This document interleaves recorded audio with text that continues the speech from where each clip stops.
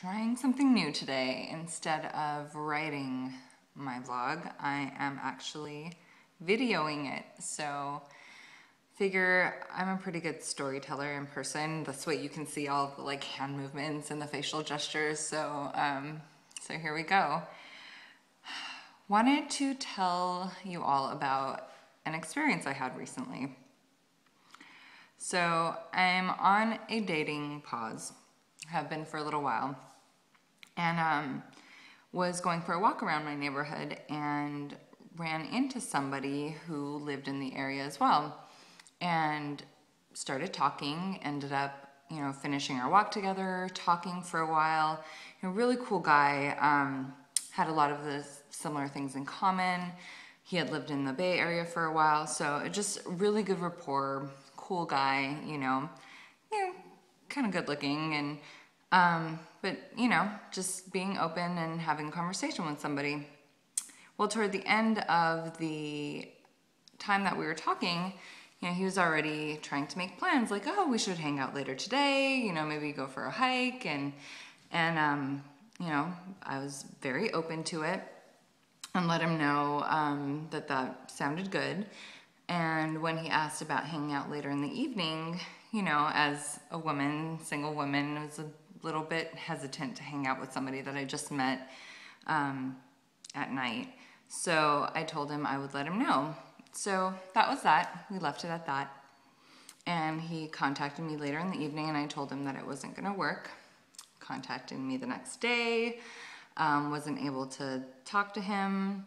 We started texting, and for some reason I started getting annoyed about it. And it wasn't until he called later that evening, so now this is 2 phone calls, a couple of text messages, someone I just met, and he was upset at me, and I could not believe it. Here I am thinking, how did I upset you? I just met you. And he had all of these things in his head, like, we made plans that night. No, we didn't. We never made plans. I never confirmed. You said you would check in with me, and I let you know that I wasn't available. Then making all of these assumptions about, you don't even have time, 5 minutes to talk to me. And I'm thinking, no, dude, I just fucking met you. I don't even talk to my best friend on the phone on a regular basis. That is just not my communication style. And it just snowballed into all of these like assumptions he had about me, and not just the assumptions, I think, was the problem, but it was his reactions when I wouldn't meet his expectations, which were based on assumptions. So, I pretty much set him straight right then and there, like, look, you seem like a cool guy, but I don't know you, you don't know me, and for you to be making assumptions about somebody that you don't know and haven't had an opportunity to get to know, I'm not going to tolerate. And it was just such an eye-opener for me. And we actually had one more interaction, which led to me saying, I actually don't want to talk to you anymore. But the eye-opening part for me was, is this what it's like as a guy when a woman is crazy? Literally, that was my thought of, oh my God, I feel so bad for the guys in my life who I have in some way or another assumed all kinds of shit. One of them being, and total confession moment of, but I like you so much. I mean, can't we date? And you could totally be a great boyfriend, and the crazies. And I'm sure you all relate. I don't care if you're a girl, I don't care if you're a guy, but I'm sure you relate to the crazy train that happens when you really like somebody. Problem is, you really like this person, and you actually really don't know them if you think about it. And so yeah, it was this moment of clarity into what it's like on the other end, what it's like to be the recipient of the crazy. I mean, it's sad to say this, but it's true. And it was sobering to think that we get so caught up in what we want to have happen, what we hope will happen, and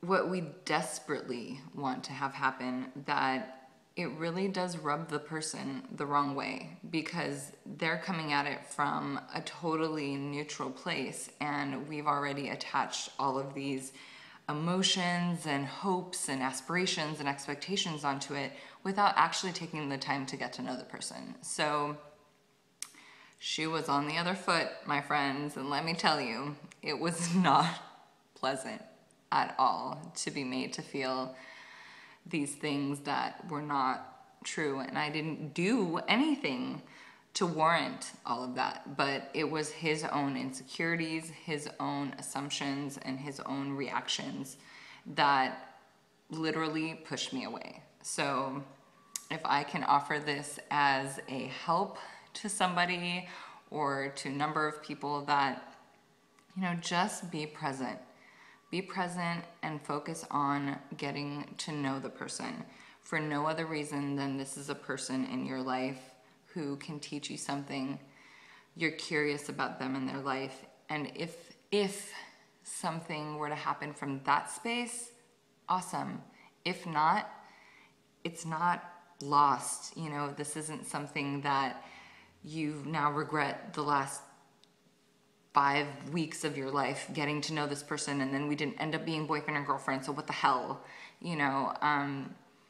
Just come from a place of patience and awareness and being present to the person in front of you, and take it from there. So my advice from me to you, as someone that has now gone through it for the first time in their life, what it's like on the other side, and I know I'm definitely going to approach things differently from this moment forward, to be conscientious of my actions and where I'm coming from.